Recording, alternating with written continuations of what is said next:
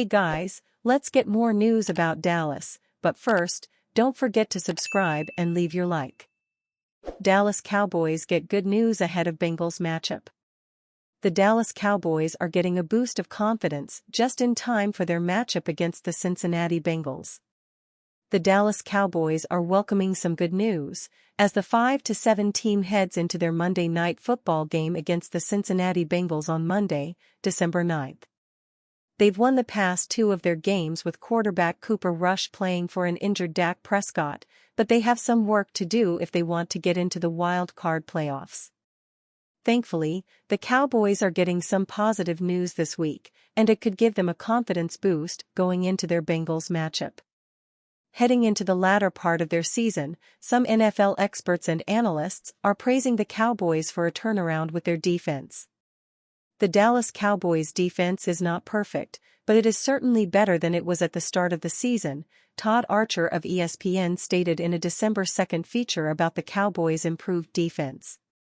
The Cowboys were on pace to be one of the worst defenses in franchise history, Archer added, stating that, happily, that's not the case right now. In the past 5 Dallas games, the Cowboys have allowed more than 400 yards once and gave up more than 6.2 yards per play only once. They've also not allowed an opponent to convert more than 40% of their third down chances.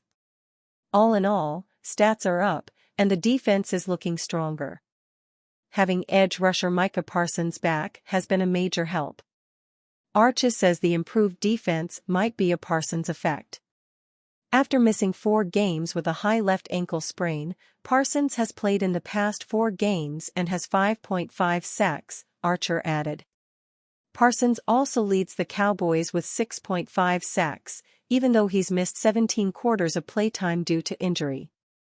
That's an impressive stat. In a December 2nd feature for the New York Times Athletic, NFL analyst and expert Saad Youssef notes that Parsons hinted at some breaking news in his post-game interview Thursday, saying that the Cowboys could be getting veteran defensive lineman DeMarcus Lawrence back from his foot injury for next Monday night's game against the Cincinnati Bengals. That would mean more good news for the Cowboys.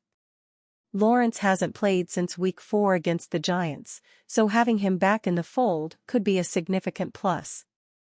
The Cowboys' defense and specifically defensive coordinator Mike Zimmer have been tough to evaluate this season because of the injuries, Youssef stated, but adding that, the Cowboys' defense could be getting healthier during the home stretch. Don't expect a Lawrence return too soon, though. Seeing him against the Bengals could be a bit premature. On Monday, December 2nd, Cowboys EVP Stephen Jones dashed hopes of a Lawrence return too soon, saying on 105.3 The Fan that it's probably a long shot for Lawrence to play against Cincinnati, but it's not out of the question, adding that I certainly expect to see him sooner than later, per John Machota of The Athletic. The Cowboys are underdogs to the Bengals, as David Halpern of Blogging the Boys points out, so they'll need solid performances on both offense and defense to snag the win. Dallas Cowboys expected to move on from Mike McCarthy. The Dallas Cowboys may have gotten a win this week, their second victory in a row, but that doesn't mean Mike McCarthy isn't still one of the coaches on the hot seat. Now the Cowboys enter the Week 14 NFL schedule at 5-7, which is not where team owner Jerry Jones ever wants to be. Obviously, several key injuries, including Dak Prescott's season-ending hamstring surgery, have played a factor. Still, even when their franchise quarterback was in the lineup, the Cowboys were one of the NFL's biggest underachievers. This has led to widespread speculation about McCarthy's job security in Dallas and whether he'll get to coach the Cowboys for a 6th season in 2025. The unique part about his status is that McCarthy's already in a contract year, so even if the Cowboys wanted to fire him, they could simply opt to let him play out the rest of the season, knowing they'll search for an upgrade this offseason. Mike McCarthy's Dallas Cowboys career got out to a rough start, with a 6-10 debut season. Then, the Cowboys coach led 3 consecutive 12-5 campaigns. But all anyone in Dallas ever wants to talk about is their lack of postseason success. For good reason too, as McCarthy has led the Cowboys to a disappointing 1-3 playoff record since 2020.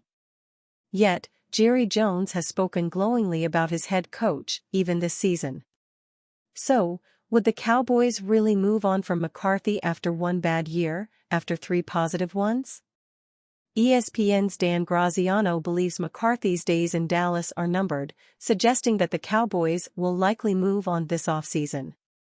McCarthy likely will have to make a bit of a playoff run to keep his job. The Cowboys fired Jason Garrett in 2020 because he wasn't able to get them over the hump of playoff success. McCarthy hasn't done it either. And unless something incredibly bizarre happens over the remainder of the season, the Cowboys will likely move on. Sitting in 12th place of the NFC, it seems unlikely that Dallas has much of a chance at reaching the postseason, let alone have any success if they magically do land in the playoffs. In other words, McCarthy might have to look for another new job in 2025. Green Bay Packers fan favorite urged to go to the Dallas Cowboys if he leaves the team in 2025 free agency. Green Bay Packers running back A.J. Dillon might have to walk away from the team in free agency if he wishes to find new opportunities to play next season. The 26-year-old signed a one-year $2.7 million contract last offseason following the departure of Aaron Jones to the Minnesota Vikings, but he hasn't played this season due to a neck injury. And according to Rucker Harangi of Fansided, Dillon should consider joining the Dallas Cowboys to help fix their running back room since he is low at the Green Bay Packers pecking order behind Josh Jacobs, Emmanuel Wilson, and Marshawn Lloyd. Dillon's free agency price should be pretty modest coming off an injury-ravaged season. He would be a cheap free agent signing with a lot of upside for Dallas. A short-term deal would be best for both the player and the team on this occasion. Signing him might be a gamble worth taking for the Cowboys, he added. Since being drafted by the Green Bay Packers in the second round of the 2020 NFL Draft, A.J. Dillon has become a fan favorite. However, he may not be on the team's long-term plans. Dillon has only started 11 games in his NFL career, amassing 2,428 rushing yards, 763 receiving yards, and 18 touchdowns. The former Boston College standout recently sat down with Kay Adams, saying he would love to be back in a Green Bay Packers jersey but is also aware that it's out of his hands. And you, fan? What do you think of the situation of A.J. Dillon? Leave your opinion in the comments.